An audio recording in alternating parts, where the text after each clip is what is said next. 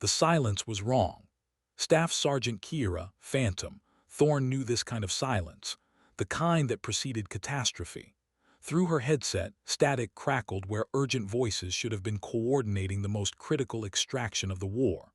Below, somewhere in the Afghan mountains, 12 Navy SEALs were fighting for their lives against overwhelming odds, and their eyes in the sky had gone dark. The MQ-9 Reaper's camera feed showed nothing but digital snow. The satellite uplink had been severed. Ground control was receiving fragmented transmissions, each one more desperate than the last. "Phantom, we're going in blind down here," came the voice of Lieutenant Commander Marcus Reed, call sign Viper 6. His usual confidence was cracking. "We need eyes on target. Immediate."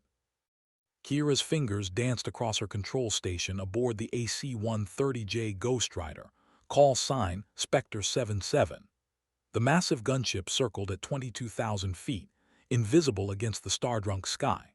Her crew, pilot Captain James Roadkill Morrison, navigator First Lieutenant Alina Maps Vasquez, and sensor operator Technical Sergeant David Scanner Park, had been dismissed by Ground Command 3 hours earlier. "Stand down, Spectre. We've got this covered with the drone," they'd said. Now the drone was useless, and 12 of America's finest were trapped in a kill box with no backup plan. "Phantom, you still up there?"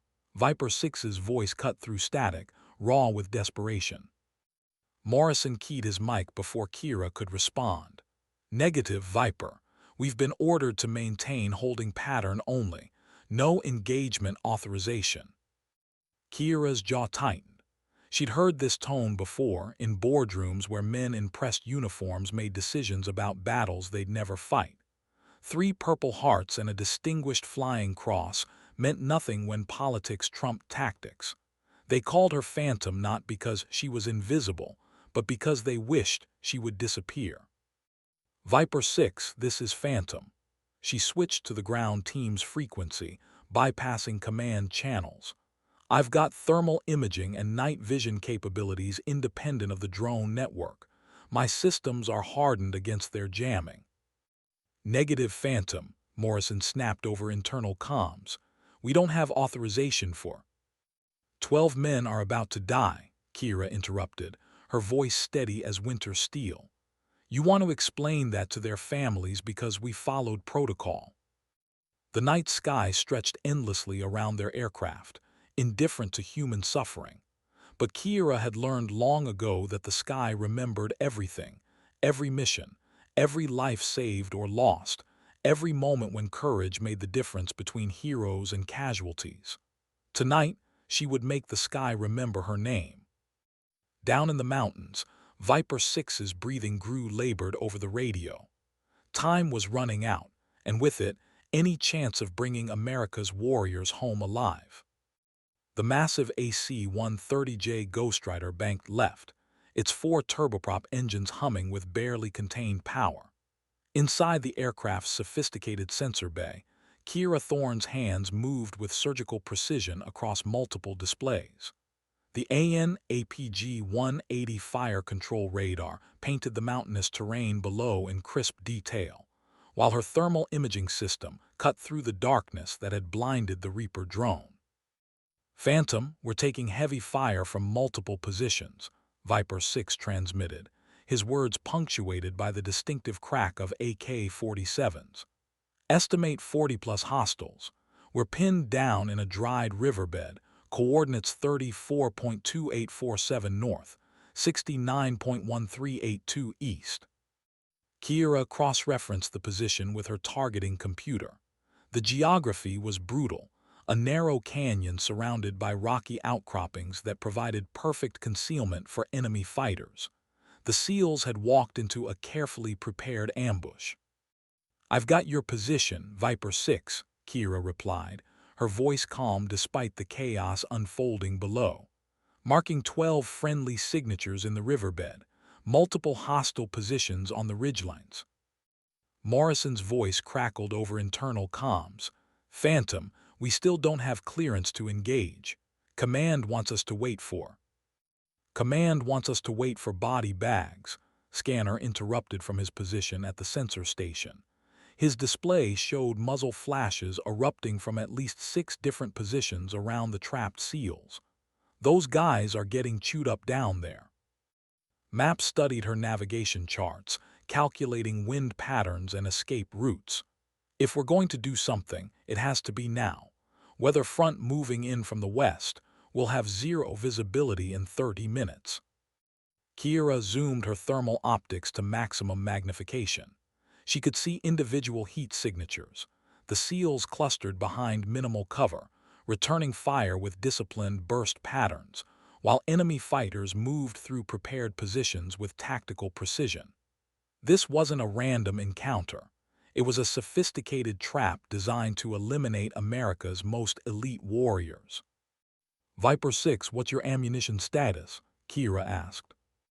Running low, maybe 10 minutes of sustained fire left. Reed's voice was tight with pain. He'd been hit, though he wasn't advertising the fact. We need immediate extraction or immediate fire support. Morrison banked the aircraft in a slow, deliberate circle, maintaining their holding pattern. Phantom, I'm ordering you to maintain current posture. We wait for authorization. Kira's eyes found the small photograph taped to her console. Her younger brother Tommy in his army dress blues, killed by an IED in Fallujah because air support had been delayed by bureaucratic hesitation. She'd sworn on his grave that she'd never let red tape cost American lives again. Copy that, roadkill, she said aloud, then switched to a discrete frequency. Viper 6, this is Phantom on Channel 7. You didn't hear this from me, but your best egress route is northeast through the secondary canyon. Enemy strength is lightest in that sector.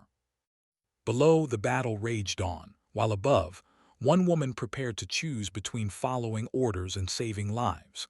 The stars wheeled overhead, silent witnesses to a decision that would define her career and her conscience. The radio erupted with panicked voices as the situation deteriorated.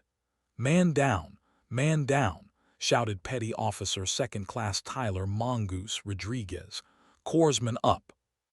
Through her thermal imaging, Kira watched one of the SEAL signatures collapse and go still.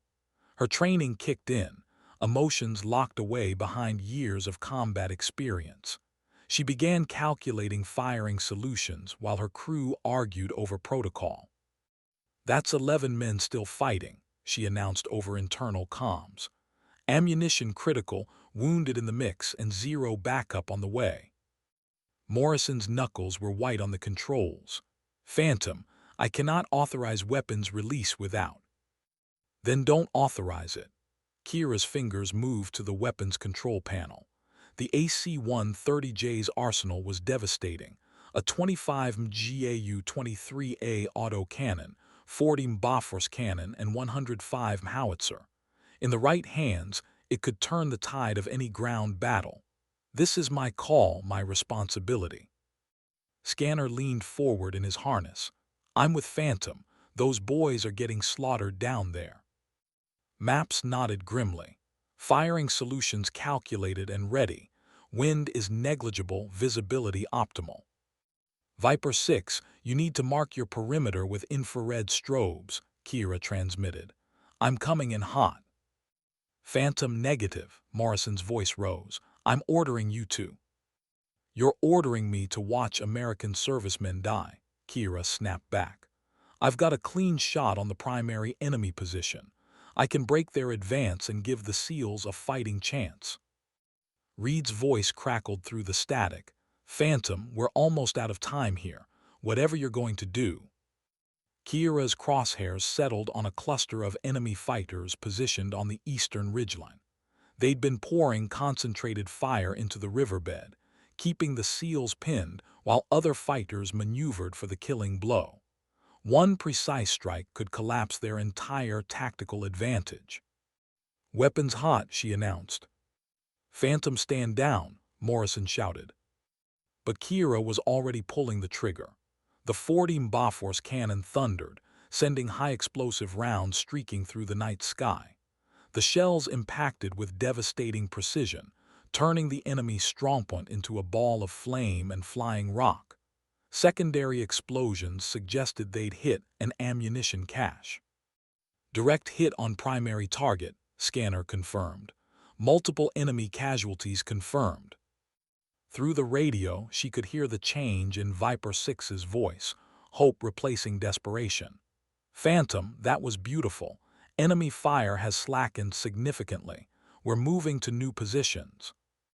Morrison's face was stone in the cockpit lighting. You've just ended your career, Staff Sergeant. Kira kept her eyes on the target zone, watching for movement. Maybe, but those men are going home to their families tonight. The night sky stretched endlessly around them, and for the first time in hours, the silence felt right. Spectre 77, this is ground control. The voice of Colonel Patricia Hawkins cut through the radio chatter like a blade. You are operating outside mission parameters. Explain your weapons release immediately. Morrison keyed his mic before Kira could respond. Ground control, we engaged hostile forces threatening friendly positions. Staff Sergeant Thorne acted to prevent imminent loss of American lives. That's not your call to make, Captain, Hawkins replied coldly. Return to base immediately for debriefing. Below, the tactical situation was rapidly evolving. The destruction of the primary enemy position had created a gap in their defensive line, but the remaining fighters were already adapting.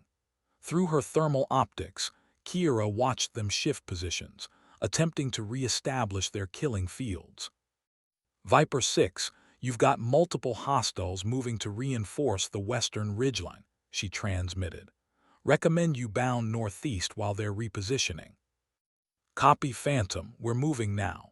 Reed's voice was stronger. The SEAL medic had stabilized their wounded teammate. Can you keep their heads down while we displace? Kira's fingers hovered over the weapons controls.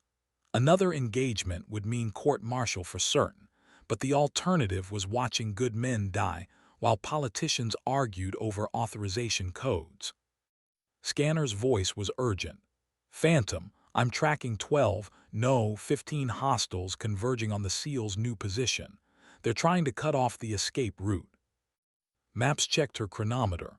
Weather front ETA 20 minutes. After that, we're all flying blind. Morrison banked the aircraft sharper, his internal conflict evident in every movement. He was a career officer, 2 years from retirement, with a family that depended on his pension. But he was also a pilot who understood that sometimes the right thing and the legal thing weren't the same.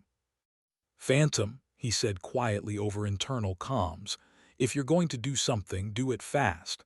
I can't hold this pattern much longer. Kira felt a surge of gratitude toward her pilot. He wasn't endorsing her actions, but he wasn't stopping them either. In the strange calculus of military loyalty, that was enough. Viper 6, I need you to illuminate the target area with white phosphorus, she instructed. Mark the enemy positions, not your own. Roger Phantom, marking targets now. Brilliant white streaks arced through the darkness as the SEALs fired illumination rounds toward the converging enemy fighters. The phosphorus painted ghostly shadows across the mountainside, revealing the true scope of the ambush. There weren't 40 hostiles. There were nearly 60, all equipped with modern weapons and night vision equipment. Jesus, Scanner whispered, this is a full company-strength force. Where did they get this kind of hardware? Kira adjusted her targeting solution, accounting for the movement of both friendly and enemy forces. The mathematics of modern warfare were unforgiving. One miscalculation could kill the very people she was trying to save. Weapons hot, she announced again, her voice steady as granite. This time, Morrison didn't protest. The 105 howitzer spoke with the voice of thunder, its massive shell arcing through the night sky like a falling star. The impact shattered a section of ridge that had sheltered at least a dozen enemy fighters, the explosion echoing through the canyon like the wrath of gods. Outstanding shot, Viper 6's voice carried new energy. Enemy forces are breaking contact. we're seeing widespread withdrawal to the north. Through her thermal imaging, Kira watched the surviving enemy fighters scatter like startled insects. The coordinated ambush had collapsed into chaotic retreat. Years of training had taught them to fight American technology, but they hadn't prepared for the surgical precision of a veteran aircrew operating outside the constraints of bureaucratic hesitation. Scanner tracked the fleeing signatures. Confirm multiple hostiles withdrawing. Count shows approximately 20 enemy KIA, remainder in full retreat. Maps plotted extraction routes on her navigation display. Viper 6, recommend you move to LZ Falcon for pickup. It's clear of enemy presence and accessible to rotary wing aircraft. Copy that, Maps. We're Oscar Mike to Falcon now. Reed's voice carried profound relief. Phantom, I don't know what your situation is up there, but you just saved 12 American lives tonight. Morrison's voice was quiet over internal comms. Spectre 7-7, this is Roadkill. Set course for home base. Time to face the music. As the massive gunship banked toward their base, Kira stared out at the star-filled sky. In her peripheral vision, she could see Morrison's reflection in the cockpit glass. Jaw set, eyes forward, prepared to share whatever consequences awaited them. Scanner and Maps were equally resolute, their loyalty transcending rank and regulation. Ground control, this is Spectre 7-7, Morrison transmitted. Mission complete. Friendly forces extracted successfully, 0 friendly casualties. Enemy forces neutralized or dispersed. Copy, Spectre. You're ordered to report directly to the base commander upon landing. No contact with other personnel until debriefing is complete. Kira removed her headset and rubbed her temples. The adrenaline was fatting, replaced by the weight of what she'd done. Career over, certainly. Possible criminal charges for disobeying direct orders, but somewhere below, 12 Navy SEALs were walking out of the mountains alive. Her brother Tommy's photograph smiled up at her from the console, forever young in his dress blues. Worth it, she whispered to his memory. The aircraft flew through the night, carrying its crew toward an uncertain future. But in the darkness behind them, American warriors were heading home, and sometimes that made everything else worthwhile. Colonel Patricia Hawkins paced behind her desk like a caged predator. The walls of her office were decorated with commendations and photographs from 2 decades of military service, but her expression suggested she was contemplating adding disciplinary paperwork to the collection. "Explain to me," she said, her voice dangerously quiet, "how a staff sergeant with 17 years of service decides she's qualified to override direct orders from ground control." Kira stood at attention, eyes fixed on a point 6 inches above the colonel's head. Beside her, Captain Morrison maintained the same rigid posture, though she could sense his tension. Scanner and Maps flanked them, completing the formation of military careers potentially ending in disgrace. "Ma'am, we observed friendly forces in immediate danger with no authorized support available," Morrison replied. "Staff Sergeant Thorne's actions prevented casualties to American personnel." "Captain Morrison, you were the aircraft commander. The responsibility for weapons release rested with you." Hawkins stopped packing, her gaze laser-focused. "Yet my preliminary investigation suggests that Staff Sergeant Thorne acted independently." "No, ma'am," Morrison said firmly. "I authorized all weapons releases." Kira's eyes flickered toward her pilot. He was lying to protect her, sacrificing his own career to shield a subordinate who had disobeyed orders. The gesture was both noble and devastating. "Colonel," Kira said, breaking protocol, "Captain Morrison is." "Did I give you permission to speak, Staff Sergeant?" "No, ma'am." Hawkins returned to her desk and opened a thick folder. "Lieutenant Commander Reed's after-action report makes for interesting reading. He credits your crew with saving 12 lives. The enemy body count was significant, and intelligence recovered from the site suggests this was a planned ambush targeting high-value American assets. She pulled out several photographs showing the destroyed enemy positions. Your targeting was surgical, minimal collateral damage, maximum tactical effect, textbook close air support. Kira remained silent, uncertain where the conversation was heading. However, Hawkins continued, you engaged without authorization, violated direct orders, and created a potential international incident. The host nation government is demanding explanations for American aircraft conducting combat operations in their airspace without coordination. Maps shifted slightly. Ma'am, the host nation government requested our assistance in fighting terrorist elements. The enemy forces we engaged were eliminated by an aircrew operating outside the chain of command, Hawkins interrupted. The political ramifications could destabilize our entire operational presence in this region. The office fell silent except for the hum of air conditioning and the distant sound of aircraft operations. Through the window, Kira could see crew chiefs preparing other aircraft for missions, the endless cycle of military operations continuing regardless of individual consequences. Ma'am, Kira said quietly, I accept full responsibility for my actions. Captain Morrison and the crew were following my lead. Any disciplinary action should focus on me alone. Hawkins studied her with calculating eyes. Staff Sergeant Thorne, your record shows 3 Purple Hearts, a Distinguished Flying Cross, and commendations from 4 different theater commanders. You're also noted for exceptional tactical judgment and unwavering commitment to mission success. The colonel's expression softened almost imperceptibly. Tell me about your brother. The question struck Kira like a physical blow. Ma'am. Sergeant Thomas Thorne, killed in Iraq. I understand his death influenced your approach to combat operations. Kira's composure cracked slightly.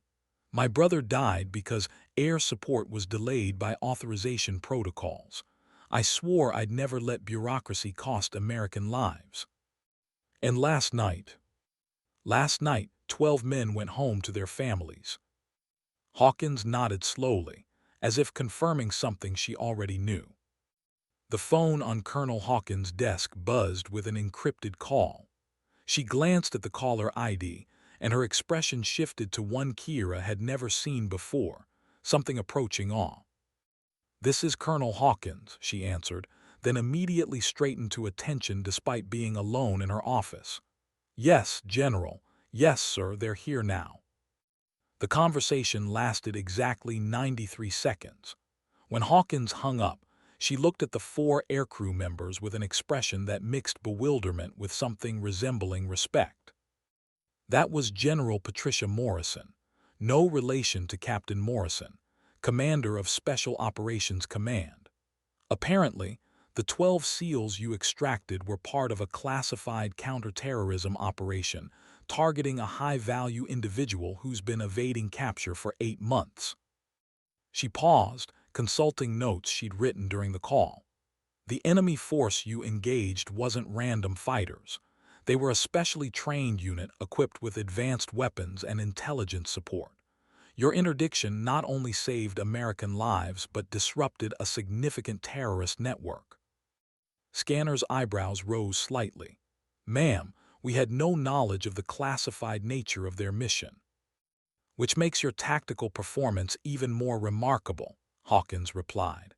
General Morrison is recommending your entire crew for commendation.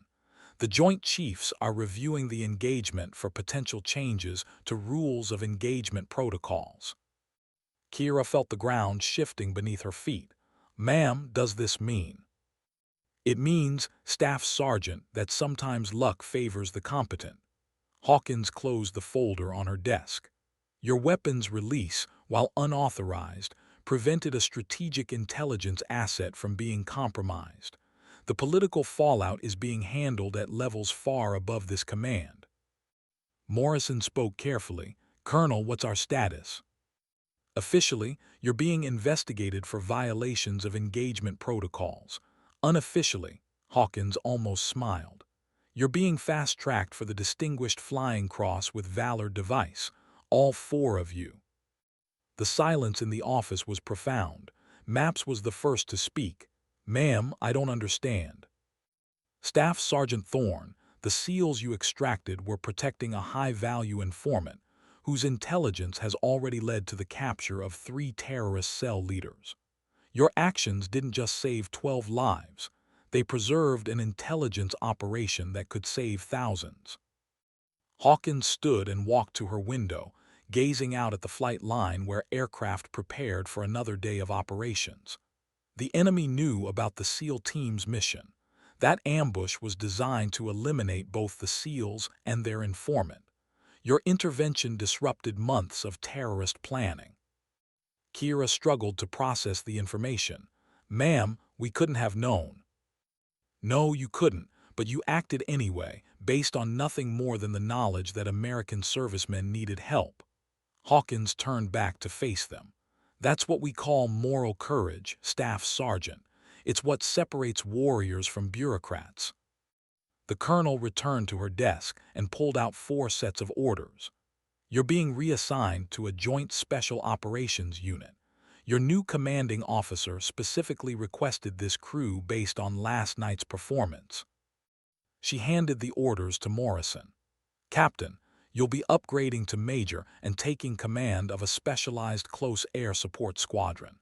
Your mission will be providing immediate response capability for high-priority operations. The transformation was surreal.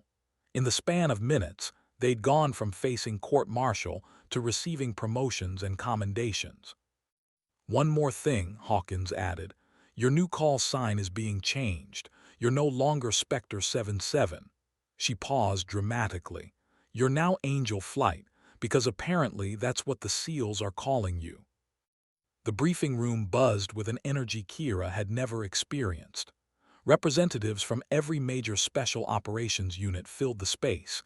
Navy SEALs, Army Rangers, Air Force Pararescue, Marine Force Recon.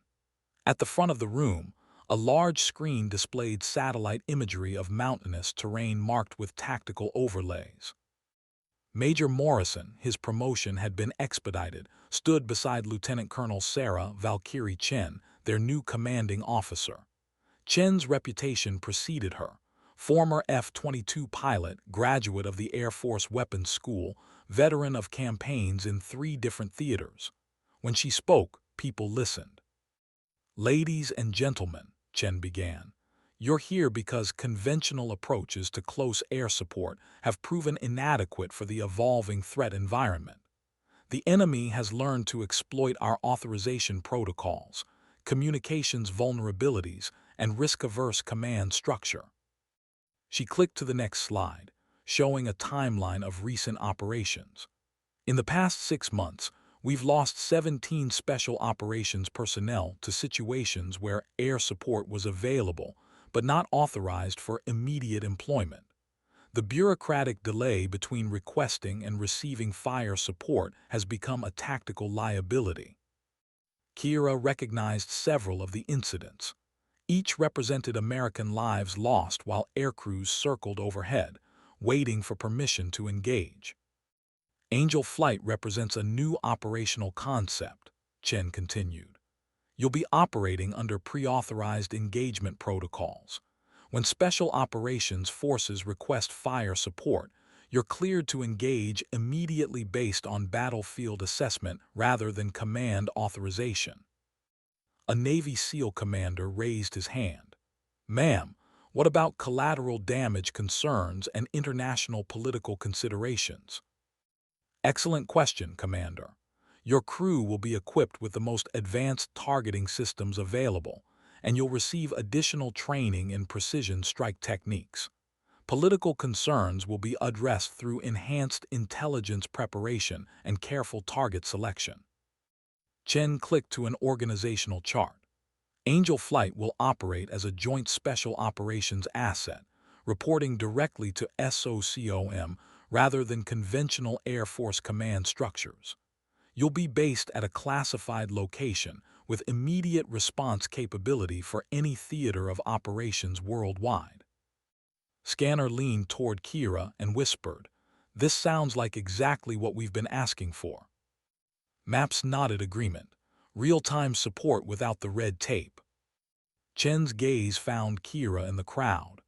"Staff Sergeant Thorne, your performance 3 nights ago demonstrated the effectiveness of this approach. 12 lives saved, enemy network disrupted, strategic intelligence preserved. That's the standard we expect from Angel flight operations." The colonel clicked to a technical specification slide. "Your aircraft will be upgraded with classified sensor packages, advanced communication systems, and next-generation precision weapons. You'll have real-time intelligence feeds and direct communication with ground forces." A Marine Force recon colonel spoke up. "Ma'am, what's the response time expectation?" "From alert to on station, 15 minutes maximum anywhere in theater. From weapons release authorization to impact, 30 seconds maximum." Chen's expression was deadly serious. "We're eliminating the delays that have cost American lives." Kira felt a mixture of excitement and trepidation. The operational concept was everything she dreamed of, but the responsibility was enormous. Mistakes would be magnified, and there would be no higher authority to blame for poor decisions. "Questions?" Chen asked. Major Morrison raised his hand.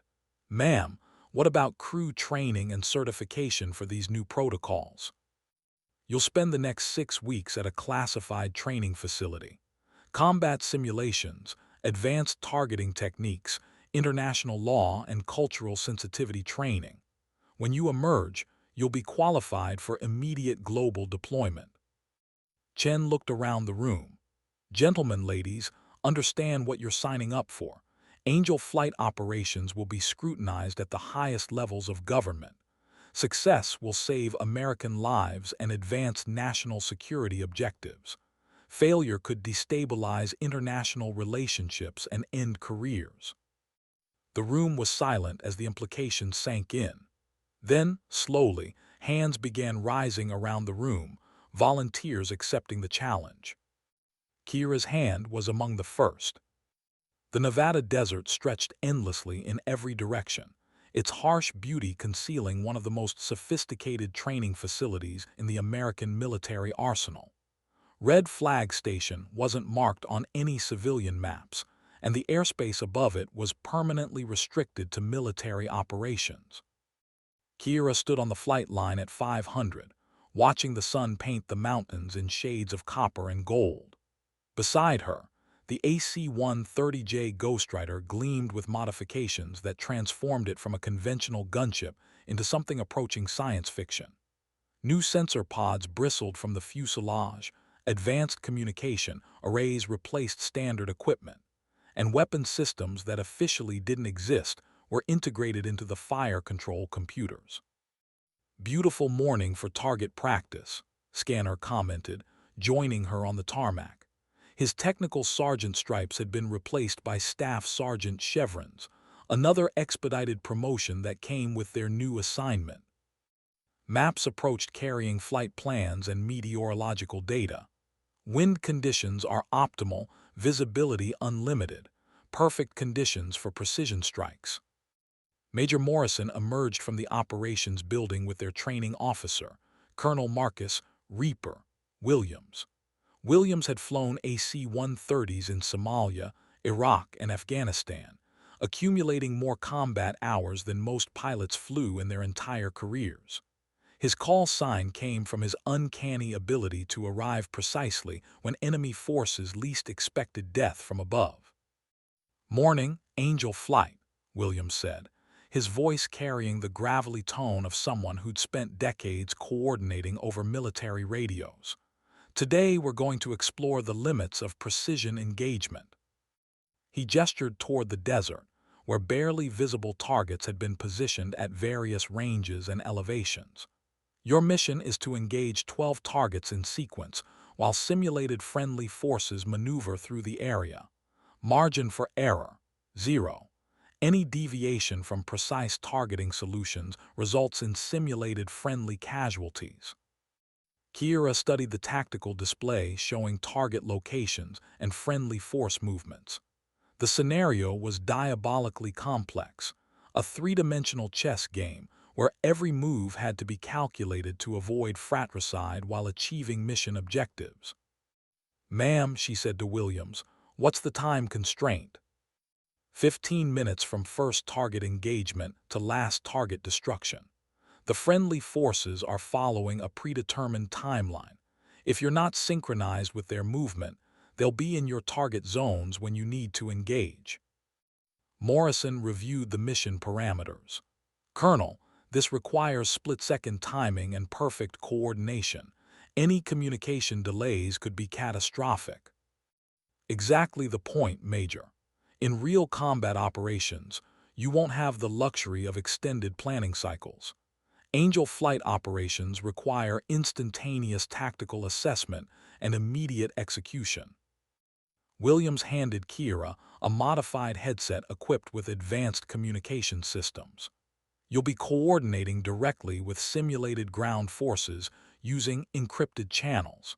They'll provide real-time position updates, but you'll need to integrate that information into your targeting solutions faster than ever before." The crew walked through their pre-flight inspection with unusual intensity. Every system check was performed twice, every communication channel tested and verified.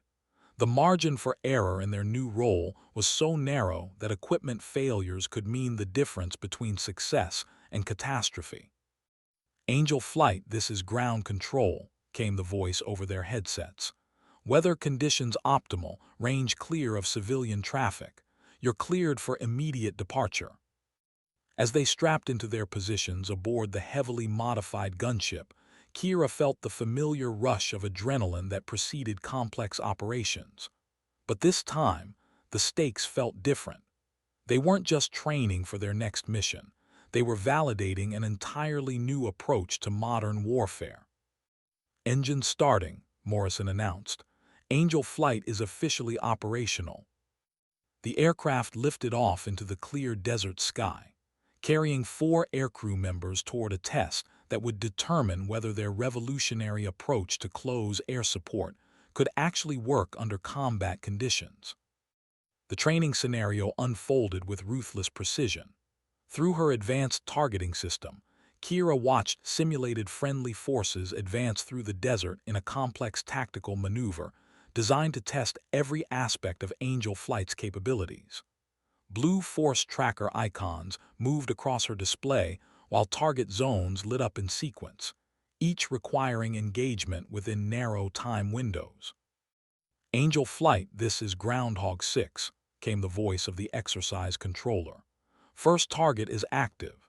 Grid 37 SMD 12,345, 67,890. Friendlies will be clear in 90 seconds. Kira's hands flew across her control interface, calculating distance, wind drift, and target characteristics. The first target was a simulated enemy command post positioned on a ridge overlooking the friendly advance. Standard engagement protocol would require confirmation from multiple sources and clearance from higher authority, processes that typically took 3 to 5 minutes. "Target acquired," she announced. "Friendlies marked and tracked, engaging in 60 seconds." The 40 Bofors cannon thundered, sending precision rounds toward the target zone.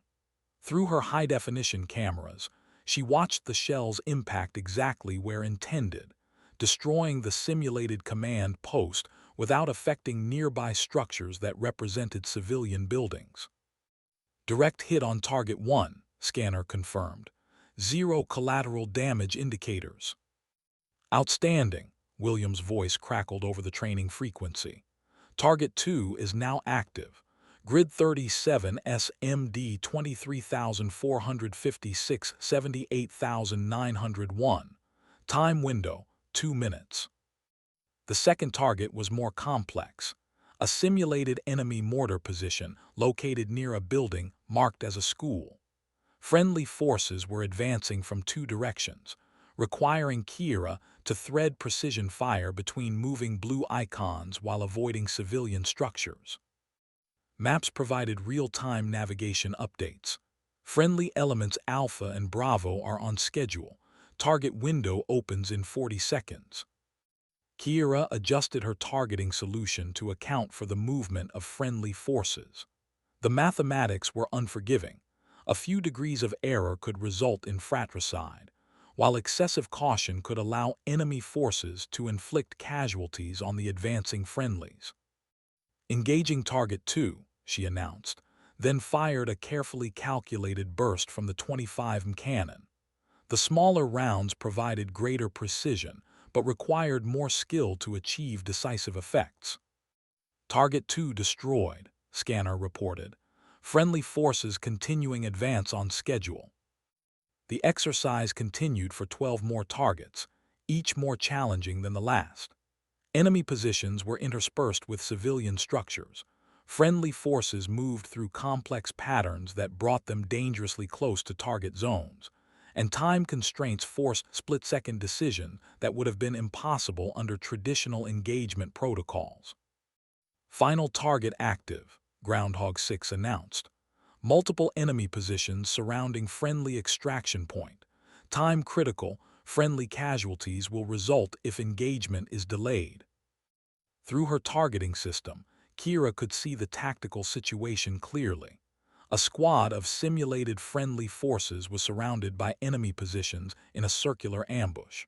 Traditional fire support would require sequential engagement of individual targets, allowing surviving enemies to continue their attack. Angel flight protocols demanded a different approach. Requesting immediate weapons release on multiple targets, Kira transmitted. Cleared hot on all designated targets, Morrison responded instantly. Kira engaged with both the 40mm and 25mm cannons simultaneously, walking precision fire around the perimeter of the ambush site. The coordination required was extraordinary, managing two different weapon systems while tracking friendly positions and calculating overlapping fields of fire. All targets destroyed, Scanner confirmed. Friendly forces secure. The radio fell silent as the exercise concluded. Then William's voice returned, carrying a tone of professional satisfaction. Angel flight, that was the most precise and effective close air support demonstration I've witnessed in 23 years of military service. The aircraft banked toward home, its crew having proven that their revolutionary approach to combat operations could work under the most demanding conditions imaginable. 6 weeks of intensive training had transformed Angel flight from an experimental concept into a precision instrument of American military power. As their C-17 transport aircraft descended toward a classified airbase in an undisclosed location, Kira felt the weight of responsibility that came with their new capabilities. The base was unlike anything she'd experienced, a joint special operations facility where secrecy was absolute and every mission could influence global events. Aircraft from every service branch shared the flight line: Navy SEAL delivery vehicles, Army Special Operations helicopters, Air Force stealth fighters, and Marine reconnaissance platforms. "Welcome to your new home," Major Morrison said as they disembarked. The promotion had changed him subtly, more confident in his command presence, more willing to make decisions without seeking higher approval. The weeks of training had shown him that Angel Flight's mission required leaders who could act immediately rather than deliberate endlessly. Their new squadron commander, Lieutenant Colonel Chen, met them at the aircraft. "How do you feel about your training performance?" "Ready, ma'am," Kira replied without hesitation. The enhanced targeting systems and communication protocols eliminate the delays that have cost American lives. "Good, because you're first,"